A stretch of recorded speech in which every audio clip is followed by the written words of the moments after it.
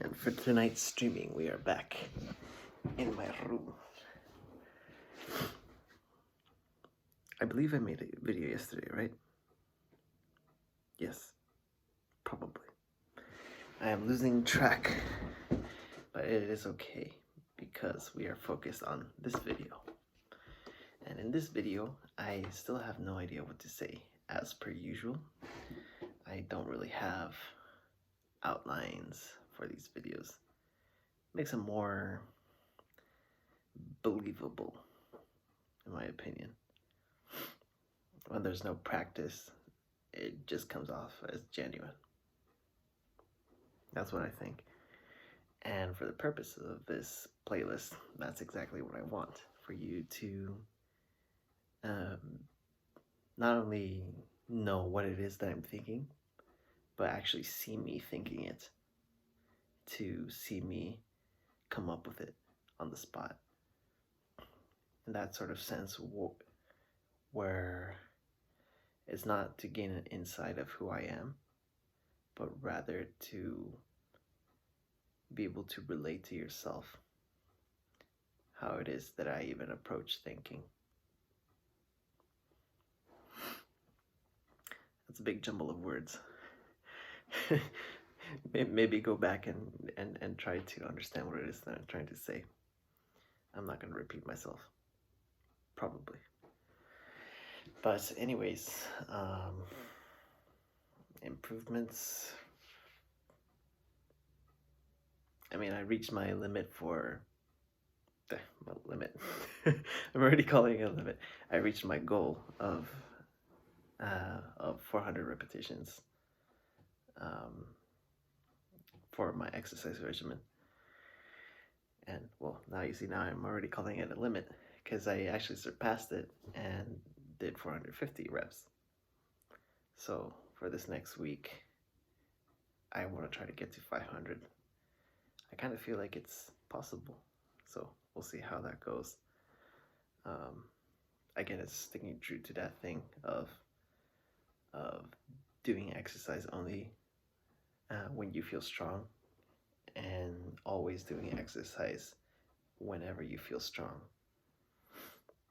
Because in the sense, exercise is not exercise, it's a test of your strength. You feel a certain way, then you'd have to prove it.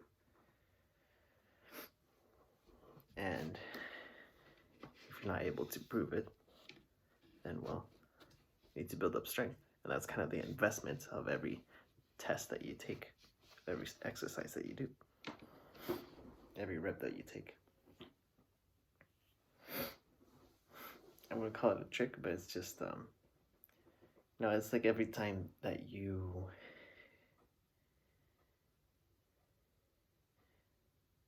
I guess there's like two ways that you can get motivated to do something. One is where you have a goal and have like a clear idea of how to get to that, so you stick to every part of the process.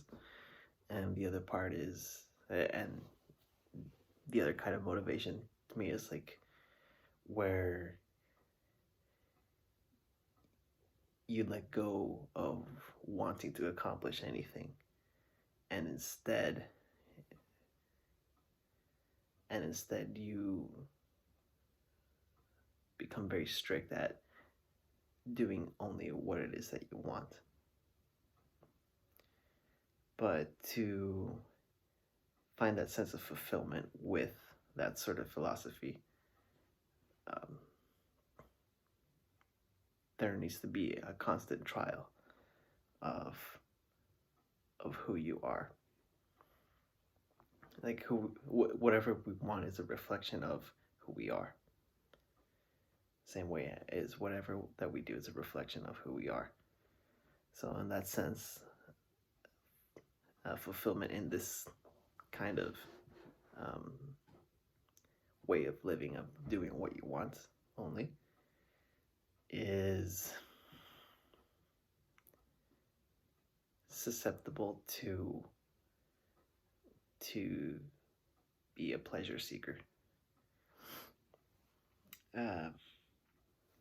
which is fine, but the idea is for it to, is for the desires to run out and get to the point where you can um, start forming a legacy, so to speak, or at least having that sort of awareness. Because I believe there's 7 steps until 7 steps in evolution that a person can have before attaining their ultimate self-expression, or I should say their ultimate way of living. The first one is more what we all know as survival, is where there is no guarantee to living. There's no guarantee to having food or good health in that sense. And in this survival way of life, basic idea is to fend for yourself as much as possible. It's self-preservation. And you get stuck in that state only if you do not have the intelligence to create a system for yourself that can take care of your survival, to take care of your basic needs. I guess that's pretty much the role governments have played in social life, taking care of that for the most part, at least setting up a economic system, so to speak. So there you go. There's a system, a possibility to have the survival aspect covered, so you can start focusing on what's next. Because as soon as you stop, as soon as you fulfill staying alive, then you start to think what it is that I want to do. It's kind of like the natural next step of thought. So what it is that I want to do, that's what I call like the desire stage or pleasure seeking stage. And in that, coming from a place of survival and covering that to a pleasure seeking state, you don't have any preconceptions of morality, really. So the question is, what is it that I want to do? What do I desire? There isn't really any hesitation to actively pursue whatever it is that you want. I guess it's kind of like, I don't know how to say the word, but the philosophy of Diogenes.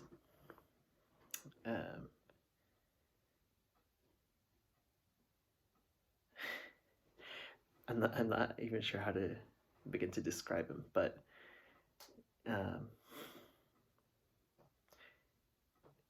I would say he's pretty much the embodiment of this, specifically the idea of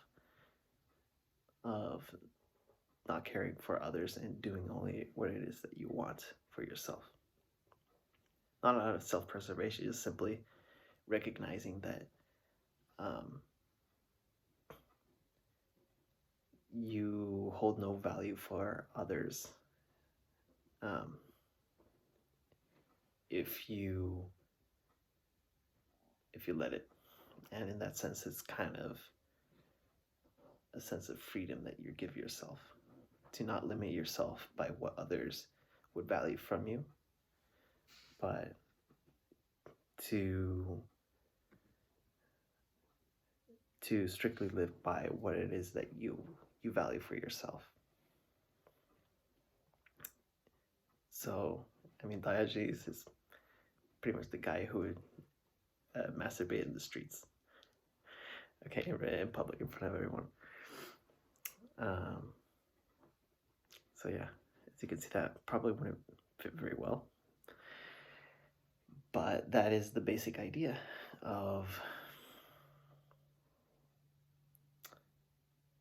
of only seeking pleasure. And I don't mean just sexual pleasures, any kind of pleasures. Um, Food, wherever it is that you want to wander, whatever whatever it is that you are desiring in that very moment, is to let yourself um, be carried along by that. And the basic idea is that there you reach a point where you are able to strictly follow that sort of lifestyle, and there would be a point where it either feels endless and you feel like there has to be something more, or you've actually reached the limit of your desires, and you start to think, what is something that I could accomplish for kind of to make my mark in this world. This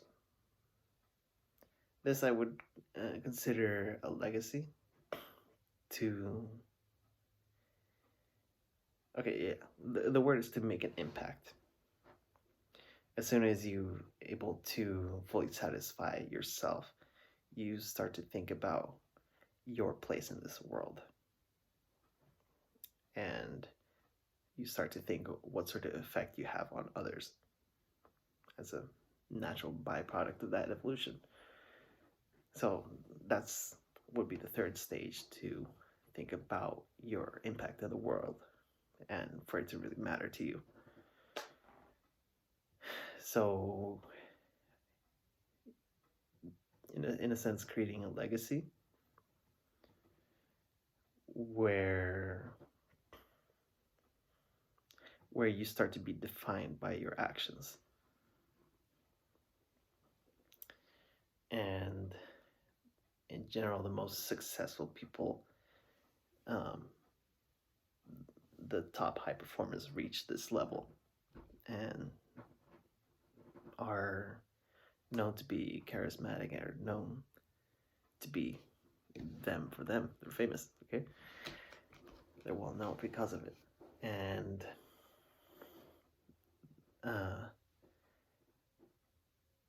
since nobody really knows what could be beyond that, they assume that's kind of like the peak of evolution. But if you start to think about it,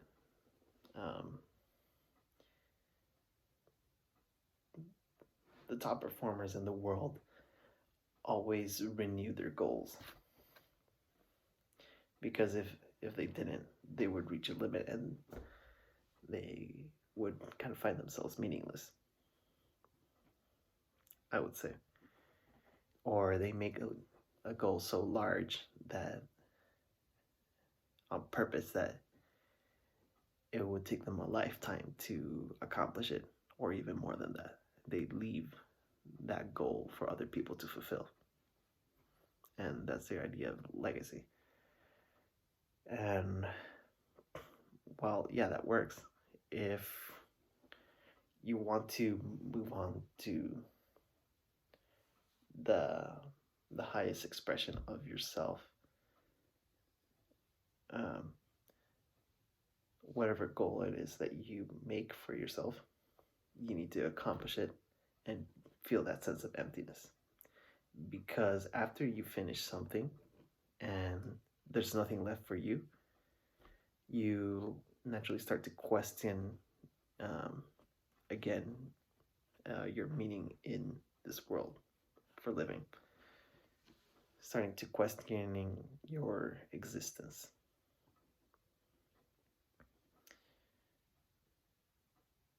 I guess this can be kind of hard to imagine for anyone who isn't at this level yet, but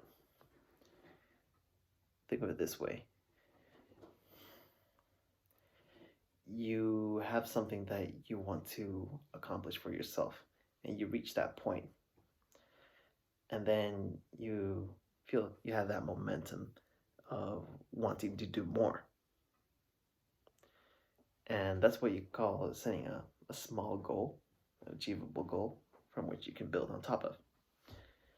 But then there's the different kind of goal where you make it so large that it becomes sort of a life mission for you. But if you're smart enough, you manage to involve so many people in that mission that mission actually gets accomplished way sooner than you could ever do by yourself. In fact, most of the time, that's how it should be done. Simply because otherwise it wouldn't ever get done. And say at that moment when you finally fulfill your life mission, that you're the hero of your own story, and you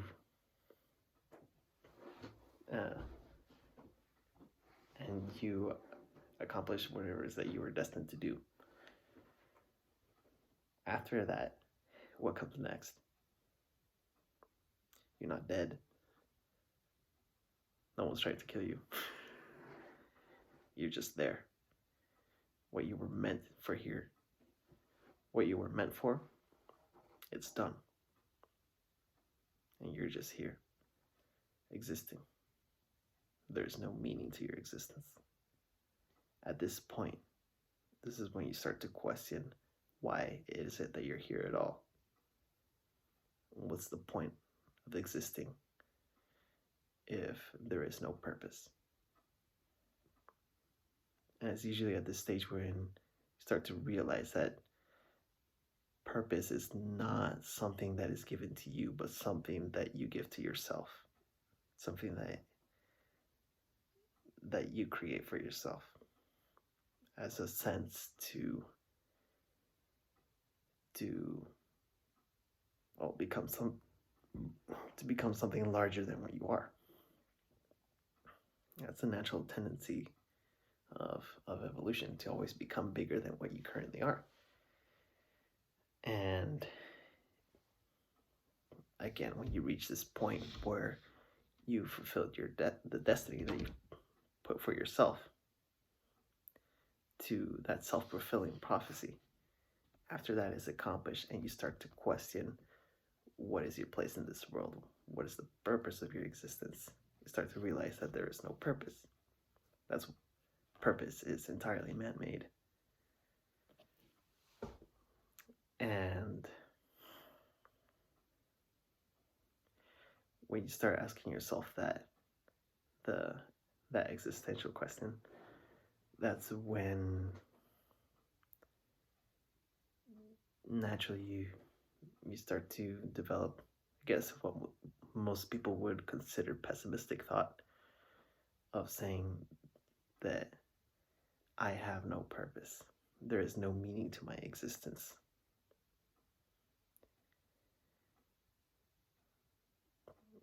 And usually a lot of people would say after that, it's like,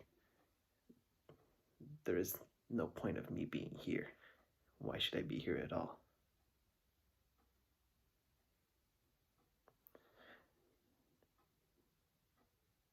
This can be dangerous for anyone who hasn't reached this point without all of these previous steps, because that's very easily led to suicide.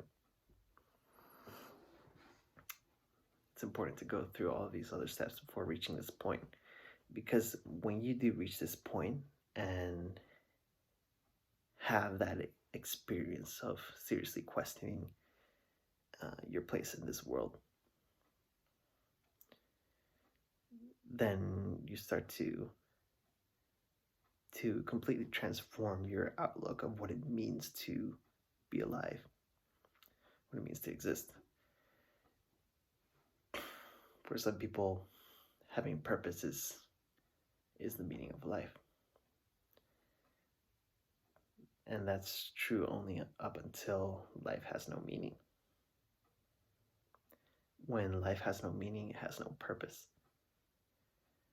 And to someone who has reached this stage with all the previous steps, saying that life has no meaning, it has no purpose, that's completely liberating. It's liberating because there is no expectation to fulfill. You can create it entirely for yourself. It's kind of like being reborn again, going through all of these previous steps in whatever way that you want. Specifically being conscious of creating something for yourself that previously before you thought was a destiny given to you by this etheric figure. At this point is when you start to essentially become the master of your own destiny. Not because destiny is something so large, it's precisely because it's something so insignificant. The only significance that destiny has is the one that you give it. The only significance that purpose has is the one that you give it. At this stage, at that specific stage, this starts to make more sense as an experiential reality. And then you start growing even more.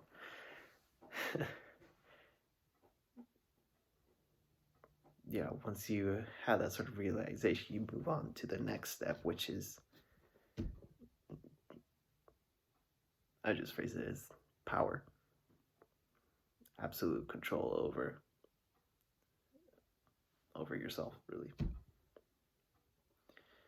And that's, I'd say that's when people are reborn to be more childlike. This kind of person has a completely different outlook in life, where they don't take things seriously at all, because to them life is just a play. You can do whatever you want. Being dead serious, that's left for dead people. That's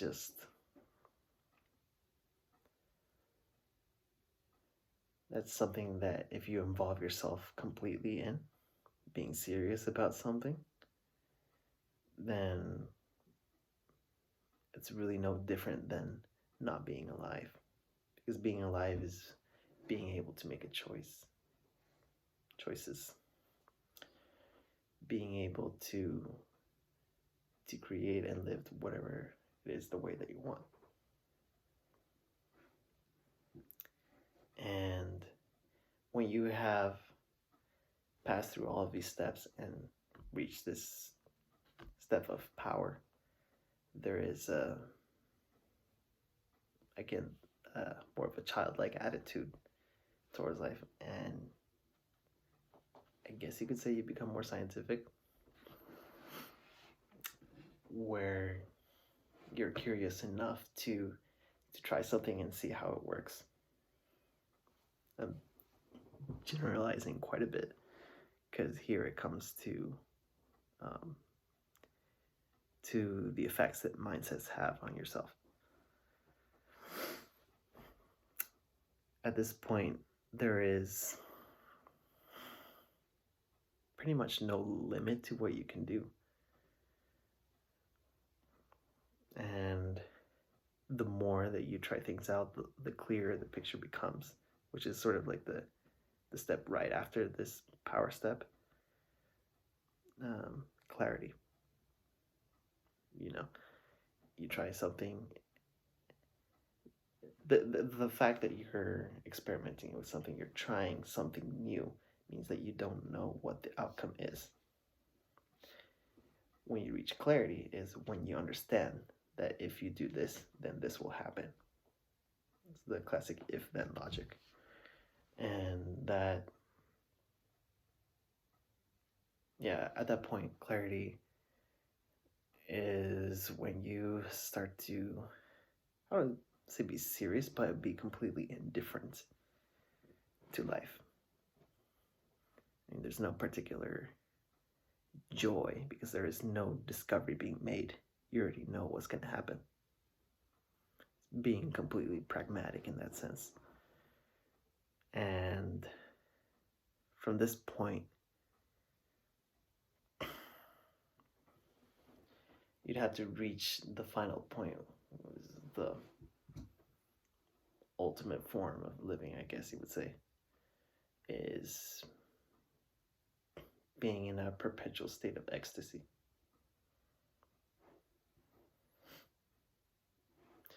Moving from clarity to that perpetual state of ecstasy, what it takes is I'm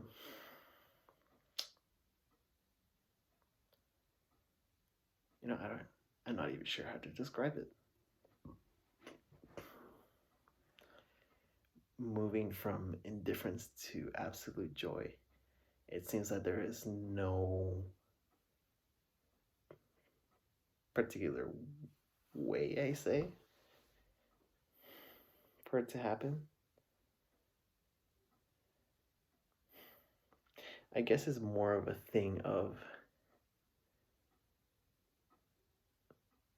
where indifference is the basis of all emotions, and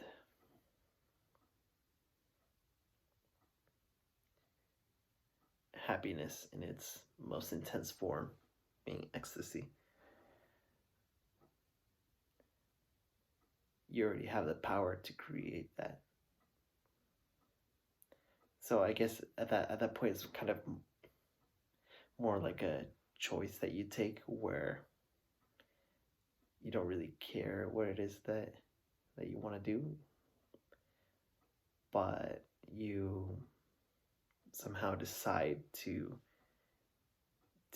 create happiness at its deepest level, which in turn becomes into ecstasy. And I'd say for the body and the mind, that's really appealing, because that's kind of how we ever continue to do something. I mean, pain and discomfort, it gets us moving, but to keep us moving, pleasure and happiness is what keeps us going.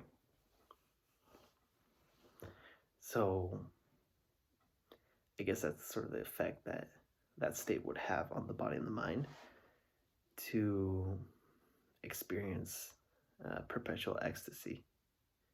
Or I should say, it experiences ecstasy and you make it perpetual.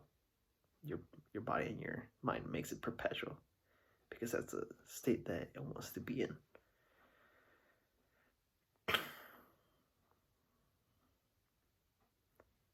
I won't say it causes a divide between yourself and what your body wants,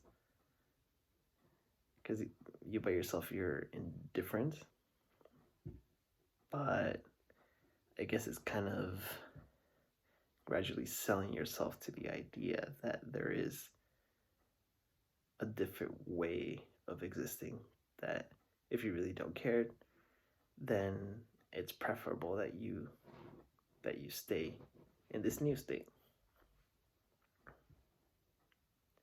At least that's what the body and the mind would try to inspire you to do. So I guess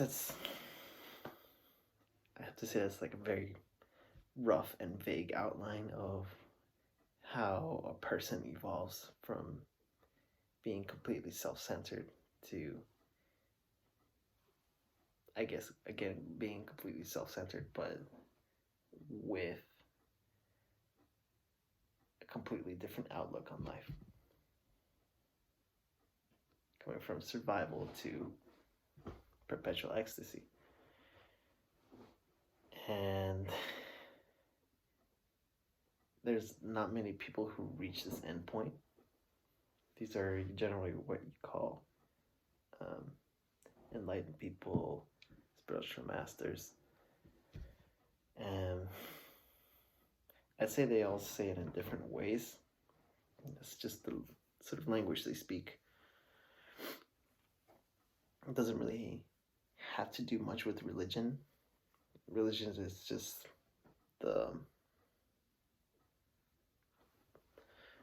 form the form they have of expressing these basic principles.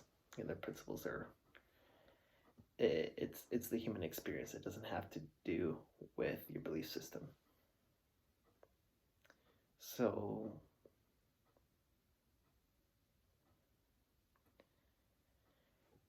use this as you will for your own spiritual growth or whatnot. Because if you want to use it for marketing, I guess you could. I mean, marketing again is like communicating your value to others in a way that they want to possess. And yeah, any kind of product or service in essence is trying to get them from a place that they don't like to be in to a place where they do want to be in, even if they don't know it yet. So kind of knowing all these 7 steps of human evolution: survival, pleasure seeking, impact, existentialism, to power, clarity, and perpetual state of ecstasy. Taking these 7 steps, understanding that these are the basic principles of how a person evolves to become the highest expression of themselves. In terms of marketing, you can use these 7 principles to your advantage.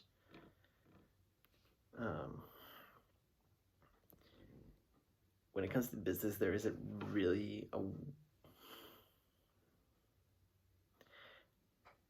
when it comes to business, there isn't a way to benefit yourself without benefiting the other person, at least not in a sustainable way. Because if you take advantage of someone, they're not going to do business with you again, period. Unless you blackmail them, but even so, that's not business, that's blackmail. Marketing's not about that. Marketing is, again, making things happen. Money flows that way. Yeah. So using these 7 principles, you are able to take someone through all these steps, starting from whatever step that they're in, and help them evolve through your product, help them evolve through your service. This way, you're guaranteed to have a long-term customer. And once you reach that final stage, well, I guess that's how a client most benefits from your service. They probably won't need your service anymore at that point, or maybe it would. I don't really know. No one has reached this point, okay? But most people are stuck here at the impact stage, so there's a lot more potential for you to grow. Okay, I say take advantage of that, to not only have people grow with your product, but have it be sort of a spiritual process for them, which sounds kind of weird when you were talking about physical things like an Apple iPhone, for example. How is that a spiritual experience? Spirituality, again, is not something religious or a codex of strange stuff. Spirituality simply means to to find a deeper meaning in things which most others would overlook. And not just deeper, I say the deepest meaning. From one thing, know many. That expression. I don't know where I heard that from. I kind of feel like that's from Miyamoto Musashi in the Book of Five Rings. Maybe. I don't know. But it makes sense. From one thing, know many. I'd say that's pretty much sums up what spirituality means. And because of that, it applies to anything. Spirituality is not philosophy. Philosophy is, well, philosophy, it's like a constant search of knowledge. That's what it means, love of knowledge. So it's a search for knowledge. I guess you could call it like an experiment. You have a hypothesis, an idea of how things should work. You try it out, see if it works. If it doesn't, you discard it. And if it does, you keep it. And that becomes a method, which most people now understand what philosophy means to be. Most people think philosophy is a method. It's more accurate to say the philosophic method. Okay. But yeah, again, spirituality is not philosophy. Spirituality is the basic desire of even wanting to know more. Okay. And that's present in all philosophy.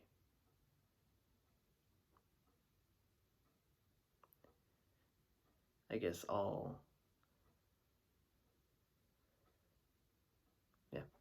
spirituality is simply the basis of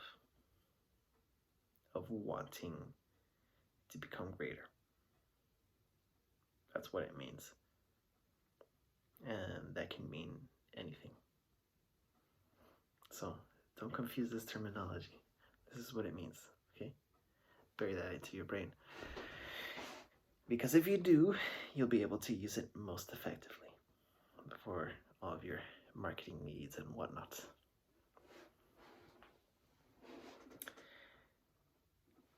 Oh, I think this is the longest video I've done. 40 minutes. Wow. You should be very proud of me. I do not like to talk as much. And it's late. So make sure you use all the stuff that I said. It will make me worth my time. So have fun with it, and toodaloo.